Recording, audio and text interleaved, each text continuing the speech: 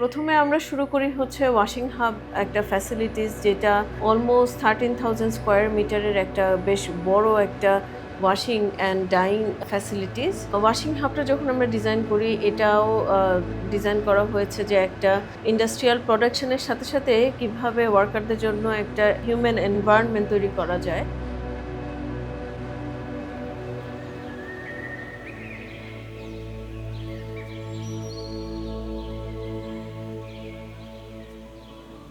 আমরা এই মসজিদটাকে ডিজাইন করেছি একটা ইনক্লুসিভ একটা মস্ক হিসাবে এবং ইনক্লুসিভ একটা কমিউনিটি গ্যাদারিং স্পেস হিসাবে, যেখানে একটা সিকোয়েন্স অফ কোর্টইয়ার্ড এবং গ্রিন ফিল্ড, এই ধরনের একটা সিকোয়েন্সের মাঝখান দিয়ে সবাই জার্নি করবে এবং ওই সিকোয়েন্সিয়াল স্পেসগুলাই ওদের প্রেয়ার স্পেসের পাশাপাশি কমিউনিটি গ্যাদারিংয়ের স্পেস, মিটিং স্পেস, এই ধরনের কাজেও ইউজ হতে পারবে।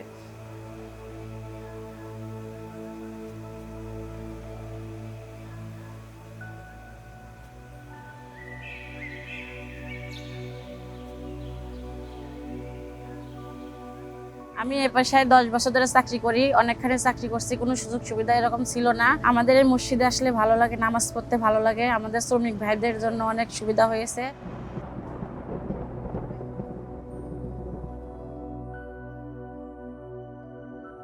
সারাদিন কাজ করে মানুষ, এই যে লাগাতার কাজ করতে থাকতে হলে তাদের প্রেশার হয়ে যায়, তাদের মনটা খারাপ হয়ে যায়।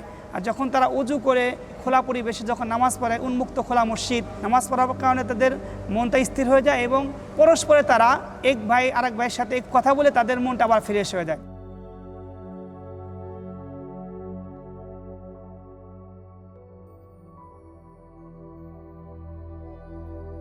এই কম্পাউন্ডের বিয়ন্ডে যারা থাকে, এই কম্পাউন্ডের বাইরে হচ্ছে মোস্টলি যে গার্মেন্ট ওয়ার্কাররা এই কম্পাউন্ডের ভিতরে কাজ করে, তাদেরই বসবাস।